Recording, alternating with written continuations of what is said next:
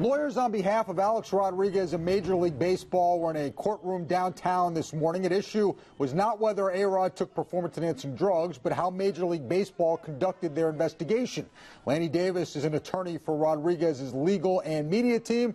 He stopped by earlier today to discuss the case. He began by explaining what this lawsuit's about.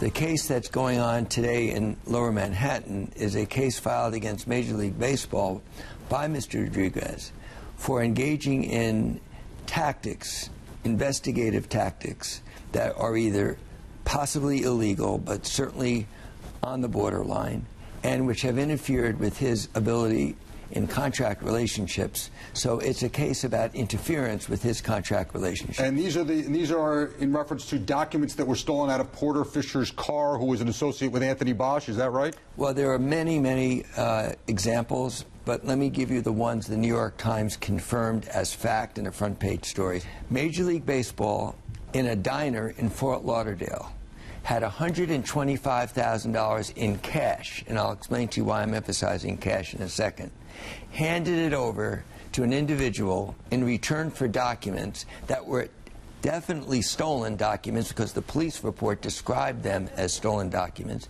and Major League Baseball read the police report.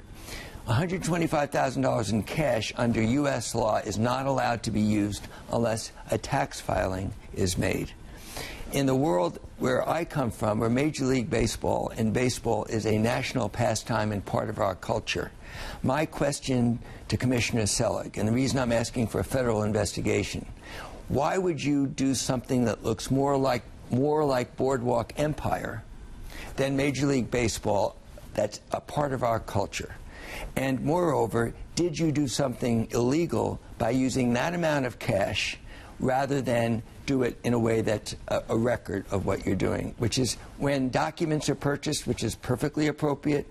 Mr. Rodriguez's team has purchased documents and materials. They have not used cash in a satchel handed across the table in a diner. So your That's issue, what I'm objecting to. So your issue is how they paid for it, not that they paid for it? Not that they paid for it unless they knew the documents were stolen, which would be a crime.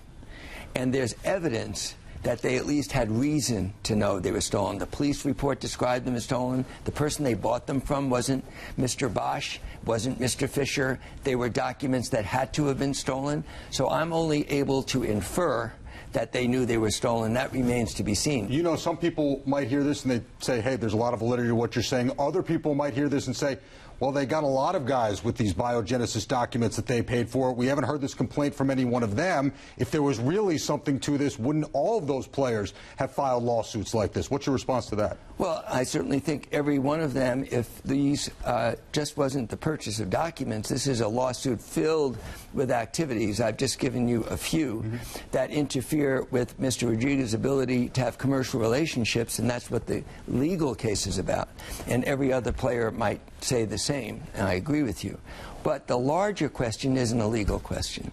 The larger question is about values, proportionality, and whether or not there's good judgment being shown. As you've made these arguments, some people have reacted in this way. Major League Baseball has certainly reacted in this way of, you're basically just trying to create a firestorm to ignore the actual central issue at hand, which is whether Alex Rodriguez used performance-enhancing drugs. They all say that this is all a sideshow to distract from that. What's your reaction to that? It's an amazing statement. I did issue a reaction to that statement. First of all, I'm complimented that they attacked me by changing the subject.